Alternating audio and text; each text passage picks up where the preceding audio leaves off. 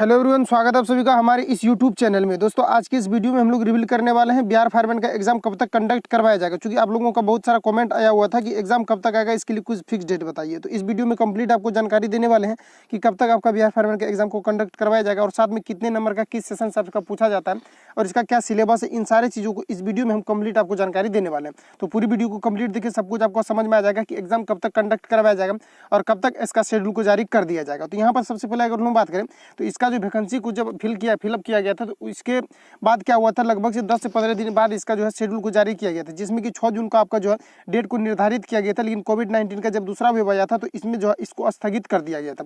जैसा कि यहाँ पर आप बिहार फायरमैन के सर्विस पर क्लिक करेंगे तो यहाँ पर आपको जैसे CSBC का ऑफिशियल साइट को आपको खोल करके जैसे आप इस पर क्लिक करोगे तो यहाँ पर आपको एक नोटिफिकेशन को देखने को मिलेगा, जिसमें कि यहाँ पर आपको 6 जून को जो है ये आपका डेट को दिया गया था। लेकिन कोविड-19 का दूसरा वेव आया था, इसको स्थगित कर दिया गया था। इसका फॉर्म जो भराया गया था ये आपका 22/2/2021 को इसका फॉर्म को फिलअप किया गया था। लेकिन हम लोग को यहाँ पर मेनली बात कर रहा है कि इसका एग्जाम जो है आपका कब तक कंडक्ट करवाया जाना है। ठीक है, तो चलिए हम लोग देखते हैं। चूंकि पहले भी मैंने आपको वीडियो बना करके प्रोवाइड किया था, ये आपका लगभग 26 नवंबर को। ठीक है, तो 26 नवंबर को एक नोटिफिकेशन को जारी किया गया था CSBC की तरफ से कि बिहार फायरमैन का एग्जाम जो है आपका कब तक कंडक्ट करवाया जाएगा। तो जिसमें कि मैंने आपको प्रोवाइड भी किया था वीडियो बना करके, लेकिन फिर भी कुछ लोगों तक वीडियो नहीं पहुंच पाने के कारण से कमेंट करते थे कि जो कब तक इसका एग्जाम को कंडक्ट करवाया जाएगा। ठीक है, तो उस वीडियो को जिसने भी देख लिया तो वो चाहे तो आप स्किप करके यहाँ से निकल सकते हो, क्योंकि वही चीज़ यहाँ पर भी हम आपको बताने वाले हैं। ठीक है, तो यहाँ पर आप देख सकते हैं कि इस प्रकार से यहाँ पर आपको नोटिफिकेशन आया होता है और साथ में इस वीडियो में हम सिलेबस भी बताने वाले हैं कि कैसे आपका कितना नंबर का पूछा जाता है। सारे सिलेक्शन प्रोसेस के बारे में इस वीडियो में रिवील करने वाले हैं। अगर आपने वो वीडियो को देख भी लिया है तो इस वीडियो को कंप्लीट देखिए, आपको और कुछ समझ में आने वाला है इस वीडियो में।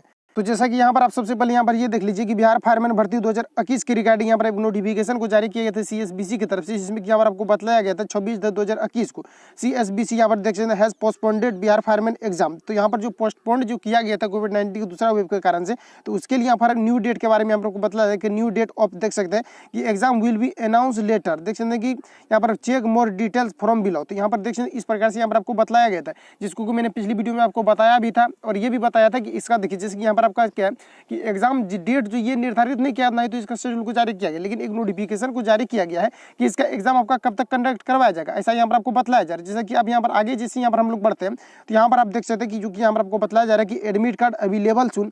और यहाँ पर देख सकते हैं कि recruitment notification Bihar police fireman, यहाँ पर देख सकते हैं रिक्रूटमेंट सिलेबस के बारे में यहाँ पर आप देख सकते हैं कि जैसे आप इस पर क्लिक करोगे तो इसका सिलेबस को पूरा आप निकाल पाओगे। लेकिन यहाँ पर हम आपको समझा देंगे कि इसका किस प्रकार से सिलेबस रहता है, कितना नंबर का किस सेशन से आपका पूछा जाता है। तो यहाँ पर देख सकते हैं कि डिपार्टमेंट के बारे में आपको चर्चा कर, इन सारी चीज़ों को आप खुद से भी यहाँ पर रीड कर पाओगे। ठीक है, यहाँ पर आप देख सकते हैं कि एडमिट कार्ड स्टेटस नोटिफाई सुन, यानी कि बहुत जल्दी आपको नोटिफाई कर दिया जाएगा कि इसका कब तक एडमिट कार्ड को अवेलेबल कराया जाएगा और इसका साथ में शेड्यूल को जारी कर दिया जाएगा। अब देखिए शेड्यूल को कब तक जारी किया जाएगा, इसके रिगार्डिंग अगर हम बात करें तो देखिए दिसंबर के लास्ट तक आपका शेड्यूल को जारी कर दिया जाएगा बिहार फायरमैन के लिए।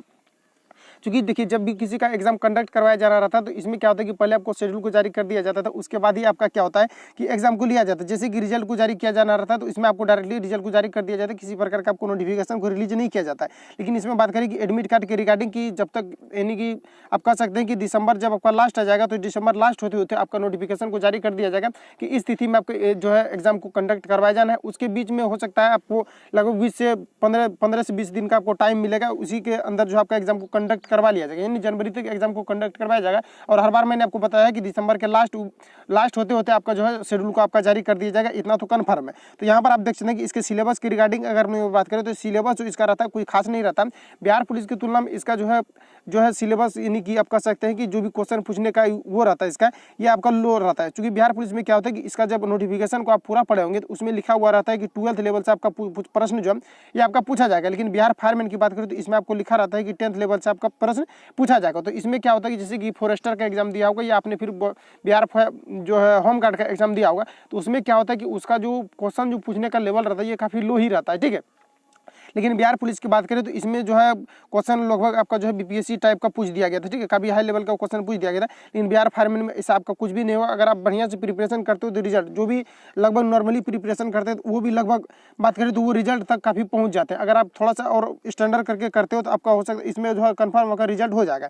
इसका सिलेबस की बात करें तो यहाँ पर आप देख सकते हैं कि GK GS पूछा जाता है। इसमें लगभग आपको 70 नंबर का आपको GK GS पूछा जाता है। हो सकता है कि 5 नंबर बढ़ा दे या 5 नंबर घटा दे, वो तो मैंने नहीं करता है, लेकिन अप्रोक्स आपका जो है 70 नंबर का इसमें आपका जीके जीएस पूछा जाता है। और हिंदी की बात करें तो हिंदी में जैसे कि बिहार पुलिस में क्या होता है कि हिंदी पूछा ही नहीं जाता। जैसे कि 2000 आपका जो है 19 में जो एग्जाम हुआ था उसमें एक भी हिंदी का प्रश्न नहीं पूछा गया था सेकंड शिफ्ट में।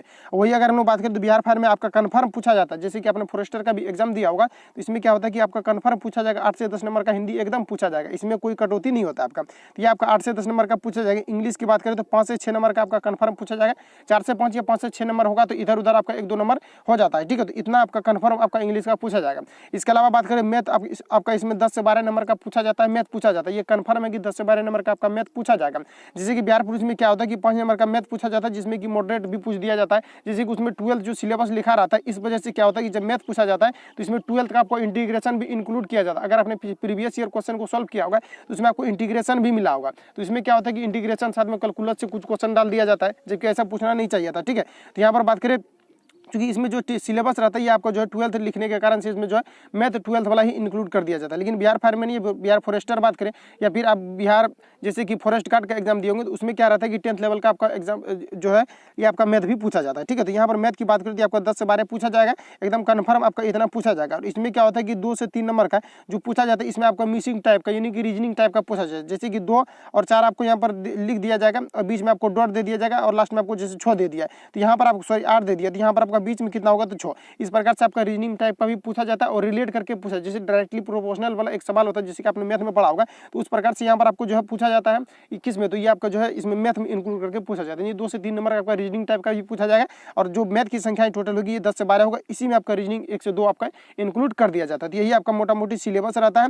और इसके अलावा अगर हम बात करें तो बिहार फायरमैन के लिए आपको जीके जीएस पर ज़्यादा से ज़्यादा कमांड करना चाहिए और ये मैंने पढ़ा करके भी रखा। तो वो अगर आप पढ़ना चाहते हो तो बिहार फायरमैन से रिलेटेड स्पेशल मैंने प्रिपरेशन कराया है, वो आपको प्ले लिस्ट में अवेलेबल मिल जाएगा। तो वहाँ जाकर के आप लोगों पर एक बार टच कीजिए, पूरा चैनल को विजिट कीजिए, वहाँ पर आपको बिहार फायरमैन का 2 प्ले लिस्ट अवेलेबल मिल जाएगा। तो वहाँ जाकर के आप लोग विजिट कर पाओगे। स्पेशल मैंने बिहार फायरमैन से पढ़ा है और बिहार फायरमैन के लिए जब तक कि आपके एग्जाम को कंडक्ट नहीं करवा लिया जाता है तब तक मैं आपके साथ रहूंगा, तब तक आपको कंटेंट यहाँ से आपको प्रोवाइड करते रहूंगा।